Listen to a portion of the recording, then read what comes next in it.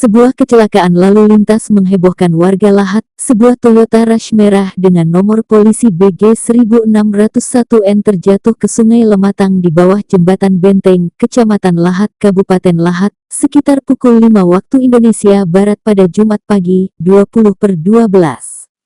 Kecelakaan ini diduga akibat kelalaian pengemudi yang tidak menyadari bahwa tidak ada pembatas di lokasi kejadian.